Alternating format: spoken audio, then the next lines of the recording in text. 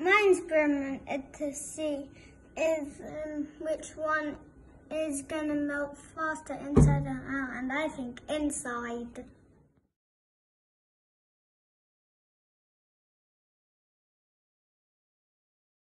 This one is going faster. This one isn't even melting. This one is melting faster because it's inside in the warm, and the other one is melting slower. This one's almost gone.